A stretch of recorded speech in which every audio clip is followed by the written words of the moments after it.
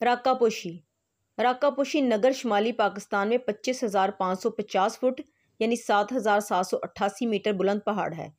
یہ سلسلہ کوہ قراقرم میں واقع ہے۔ یہ پاکستان میں 12ویں نمبر پر اور دنیا میں 27ویں نمبر پر بلند چوٹی ہے۔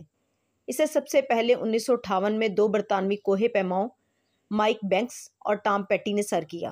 نگر قرار کے سینے میں آباد پاکستان کا وہ علاقہ جسے قدرت نے عجائبات و مناظر کا ایک چھوٹا امتزاج عطا کیا ہے۔ بلند و بالا برف پوش چوٹیاں، شفاف پانی کی ندیاں، اپنی نوعیت کے منفرد ترین گلیشیئر، گھنے جنگلات، سبزہ زار اور آبشاریں، یہ تمام اجزاء جو کسی بھی خوابناک خوبصورتی کی عکاسی کر سکتے ہیں، نگر کو عطا ہوئے ہیں۔ انہی علامات حسن میں اپنی خوبصورتی میں بے مثال پہاڑی چوٹی جسے دنیا کی خوبصورت ترین چوٹیوں میں شمار کیا جاتا ہے، راکا پوشی ہے۔ راکا پوشی کی بلندی 7,788 میٹر یعنی 25,550 فٹ ہے اور یہ پاکستان میں واقع بلند ترین چوٹیوں میں 11ویں نمبر پر ہے۔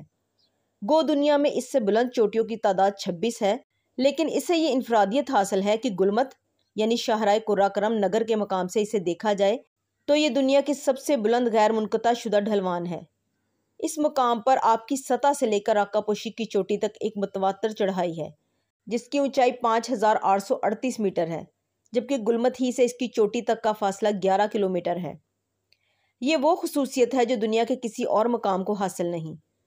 راکا پوشی پہاڑ کی چوڑائی بھی غیر معمولی ہے اور مشرقی سمت سے لے کر مغربی سمت تک اس کا عرض 20 کلومیٹر تک ہے۔ راکا پوشی تک جانے کے لیے گلگت پہلی منزل ہے جو پاکستان کے شمالی علاقہ جات کا صدر مقام ہے اور شمالی علاقہ جات کے اکثر علاقوں تک پہنچنے کے لیے نقطہ آغاز بھی۔ گلگت کا رقبہ 38,021 مربع کلومیٹر ہے اور دنیا کے مشہور مقامات مثلا شندور، یاسین، غزر، اشکومن، نلتر، استور، ہنزا اور نگر وغیرہ کے مشہور علاقے گلگت ہی میں واقع ہیں۔ گلگت کے شمال مغرب میں واخان ہے جو کہ افغانستان کی ایک باریک پٹی ہے جس کی دوسری طرف تاجکستان واقع ہے۔ شمال اور شمال مشرقی اطراف میں چین کا صوبہ سنکیانگ، شمال مشرق میں مقبوضہ کشمیر اور شمال میں آزاد کشمیر واقع ہیں۔ گلگت میں زیادہ بولے جانے والی زبان شنیا ہے، جبکہ بروشسکی زبان ہنزا، نگر، واخی اور کھواڑی زبانیں بھی گلگت کے اکثر علاقوں میں بولی اور سمجھی جاتی ہیں۔ گلگت سے مختلف گاڑیاں نگر اور ہنزا کے لیے ہر وقت دستیاب ہیں اور علی آباد تک پہنچاتی ہیں۔ علی آباد ہنزا اور نگر دونوں کے لیے آسان اور عین شاہراہ قراقرم پر واقع مقام ہے، لیکن راکا پوشی تک پہنچنے کا راستہ علی آباد سے پہلے ہی ایک گاؤں پسن سے ہے۔ اگرچہ راکا پوشی جو کہ پہاڑی چوٹیوں کا ایک سلسلہ بھی ہے، کئی راستوں سے سیاحوں کی پہنچ میں ہے، لیکن سب سے مشہور اور خوبصورت راستہ پسن اور مناپن گاؤں ہی سے گزرتا ہے۔ سیاحت کا موسم دیگر شمالی علاقہ جات کی طرح یہاں بھی مئی سے شروع ہو کر ستمبر کے آخر میں ختم ہو جاتا ہے، لیکن جون سے پہلے زیادہ بلند علاقوں میں برف مکمل طور پر نہیں پگھلی ہوتی اور بعض جگہوں پر سفر میں مشکلات پیدا کر سکتی ہے۔